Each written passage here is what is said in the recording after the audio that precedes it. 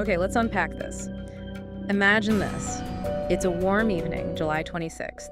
16-year-old Susanna Morales, she's leaving her friend's apartment complex. Right. She tells her sister she's walking home. It's less than 2 miles away, a route she knows, really well. Yeah, familiar territory. But then her phone just goes silent. She never gets home. Vanishes. Her footsteps just gone. Yeah. Days turn into weeks, then months. The whole community must have been terrified, just gripped by this unknown. Totally. Where does a teenage girl just disappear to on a short walk home? What happened? And is the person responsible still around? It's chilling. It really was the kind of case that just sends shivers down your spine, the suddenness of it all. Right, and how that fear just spread through what was, a pretty quiet neighborhood. Yeah, here's this high school student everyone says she's loving, full of life, and she's just gone, without a trace.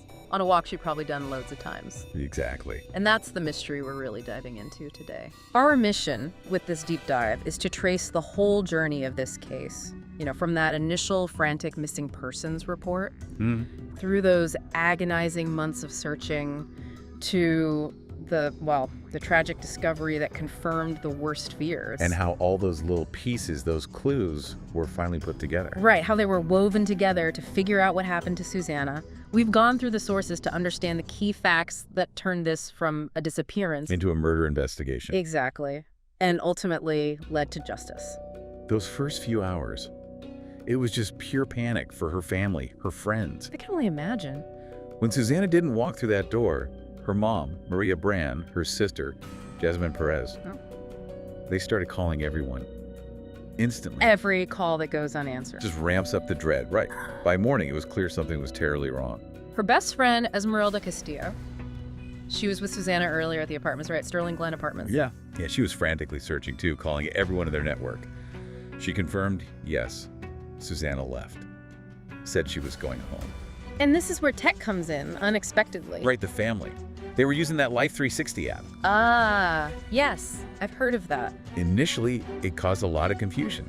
It seemed to show her phone miles away, somewhere near Highway 360. Which wasn't her route home at all. Not even close. Yeah. But when they dug into the data, the really crucial thing the app showed was the phone's last known ping. And where was that? Near Highway 316. This area was pretty remote, totally off her path. Okay, so way off course. And that remote ping, that location, yeah, that was a massive red flag, right from the very beginning. So the app gives them this strange location, but obviously it doesn't bring her back. No. And months start to pass, the search just grinds on. Relentless. You had police, volunteers, her family, just combing that area near Highway 316, chasing down every single possible lead. Her poor mother making those public appeals, just praying. The emotional toll. You can't even imagine. Maria Brand, Jasmine Perez, they were so active in the search, working really closely with the police. Yeah. Gwinnett County Police Lieutenant Xavier Biggers, he was one of the lead investigators, spent countless hours on it. He must have been deeply invested. He talked later about the connection he felt with the family, his determination to find her.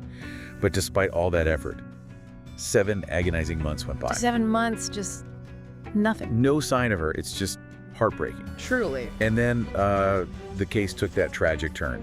February 6, 2023. What happened? Someone was just walking out in a rural spot off Highway 316 in Dacula, Georgia. Near where that last ping was. In that vicinity, yeah. And they stumbled upon human remains in the woods. This spot was maybe 20 miles from the apartments where Susanna was last seen. Oh no, and it was her. It was. They confirmed it was Susanna. So the search ends, but it confirms everyone's worst nightmare. Exactly. Identifying her body immediately shifted everything. Foul play was suspected, obviously. Oh. But finding her, and some initial clues at the scene, maybe suggesting a weapon was involved, it cemented this as a murder investigation. Right, so the question becomes, who did this? What happened after she left her friends? Okay, so the focus changes completely. Hunting a killer now, not looking for a missing person. Were there immediate suspects? Or was it just wide open? Initially, pretty wide open. They were chasing down multiple leads, but then things started to narrow. Key evidence began to connect. Okay. And it started pointing towards one person, Miles Bryant. Miles Bryant. Who was he? He's a police officer from nearby Doraville. Wait, a police officer? Yes. And he happened to live near where Susanna was last seen. Wow. Okay, that adds a whole layer of shock to this. Betrayal, really. It absolutely does. And what's really striking, kind of circling back, Yeah.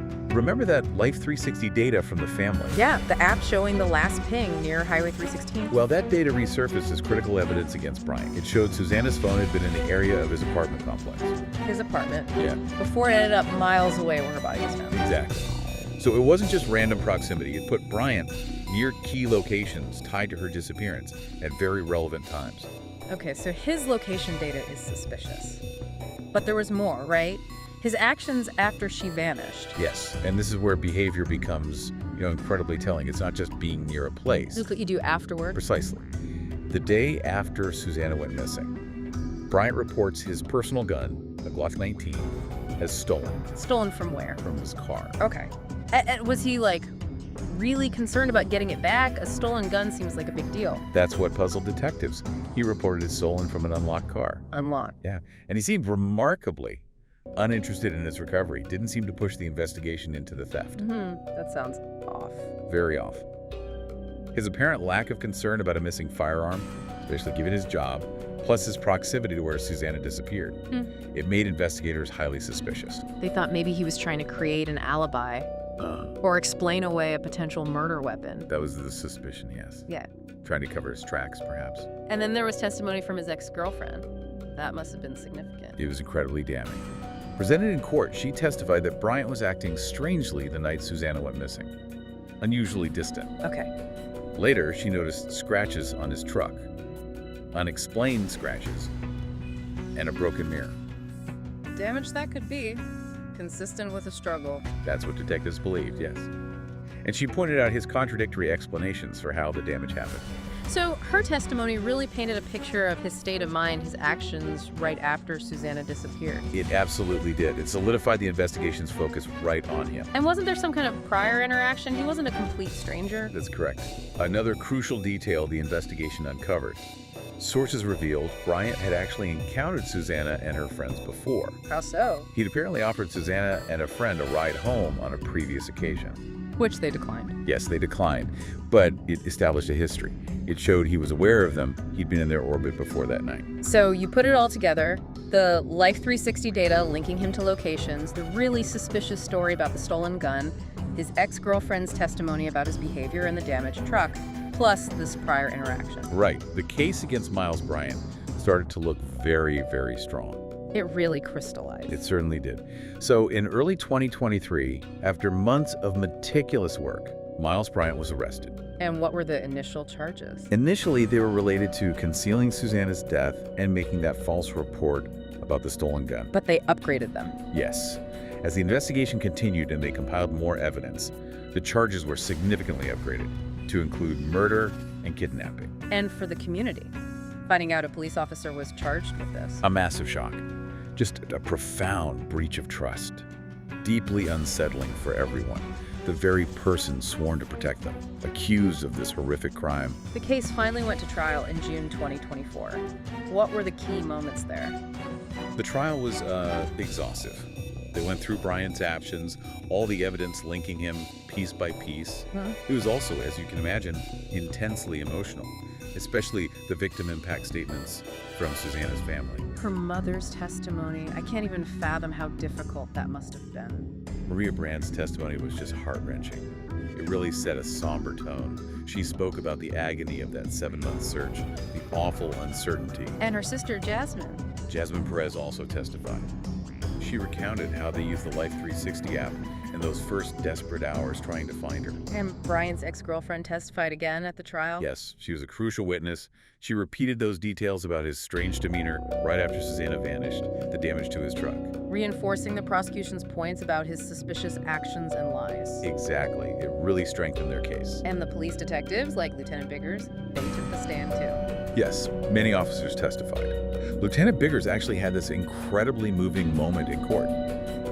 He broke down in tears on the stand. Really? Yeah, talking about his dedication to finding Susanna, the emotional toll it took on him, on his team. Other officers who interviewed Bryant or processed evidence also provided key testimony. So, with all of that, what was the prosecution really hammering home against Bryant? Their main focus was connecting him directly to Susanna's death and then the cover-up attempt. Right. That Life 360 data was critical, placing his phone near where her body was found, a place he had no reason to be. Contradicted any alibi. Yeah, and the gun report. Absolutely central. The timing, right after she vanished, his lack of interest in finding it, his conflicting stories about it, it all pointed to a deliberate attempt to hide evidence of a major crime. They also had physical evidence from the scene and witnesses placing him near the apartments. Correct. Forensic evidence collected where Susanna's body was found was presented. And yes, testimony from witnesses who saw Bryant near the Sterling Glen apartments around the time she disappeared. Putting all those pieces together. All these elements combined to build a really compelling case linking him directly to the crime. You know, trying to piece together a timeline like this, connecting all these seemingly small details to see the bigger picture, it really makes you appreciate the intricate work involved in these complex cases. It really does. And if you, listening right now, find yourself drawn into these real-life mysteries, wanting to explore more stories about how these puzzles get solved, you really should subscribe to Dead Quiet Crime Podcast. We untack cases just like Susanna's, going deep to understand the how and the why behind the headlines. So the jury hears all this evidence, all this testimony. How long did they deliberate? Several days, actually. Okay. And the final verdict? The jury found Miles Bryant guilty on multiple serious charges: malice murder, felony murder, kidnapping, Wow. and making that false statement about the stolen gun. So they clearly believed he not only killed her, but actively tried to cover it up with that gun story. Exactly. They did find him not guilty of attempted rape, though. The prosecution apparently didn't present enough evidence to prove that specific charge beyond a reasonable doubt. Gotcha. And the sentence? Miles Bryant received a life sentence without the possibility of parole. Life without parole. Yeah. So, a legal conclusion, accountability, but the loss is still immense. Absolutely. For Yeah. Susanna's family, for the community, Yeah. it doesn't bring her back. No. It's just such a stark reminder, this case, isn't it, about vulnerability. It really is. We've traced this incredibly difficult journey. A young girl just walking home, A simple walk. the terrifying silence that followed, that desperate search, fueled by sheer determination, but also helped by technology like that Life 360 app. Yeah, that app played a surprisingly big role early on. It did. And we saw how the tireless work of her family, her friends, dedicated police, combined with his suspicious actions, those crucial testimonies, how it all slowly pieced the puzzle together. Preening right at him. It took 7 long months. But that diligence, connecting those critical dots, it ultimately led to bringing the perpetrator to justice. When you think about this story, what really stands out for you, especially thinking about our listeners? I think it highlights how vulnerable we can all be, even in places that feel completely safe, places we know inside out. Familiar streets. Exactly. But maybe the most, deeply unsettling part, the key thing from the sources, is the impact when trust is just completely shattered. Especially by someone in authority. Particularly by someone like a police officer, someone sworn to protect the very community they ended up harming. That betrayal just makes this tragedy even harder to process. So maybe we can leave you, the listener, with this thought to mull over. Given this heartbreaking outcome and that fundamental violation of trust, what proactive steps can communities, can institutions take? Not just to support victims of violent crime, especially when authority figures are involved, though that's crucial, but maybe more broadly, what can be done to ensure that people responsible for public safety are consistently held to the absolute highest ethical standards? How do we work to prevent similar tragedies from ever happening again? It's a tough question, a vital one. It really is. And if you're reflecting on this case with us and you want to keep exploring these kinds of impactful stories, these critical questions they raise, come join us over on YouTube. Yeah. Subscribe to the channel, keep these deep dives coming, and let's explore more real-life mysteries together.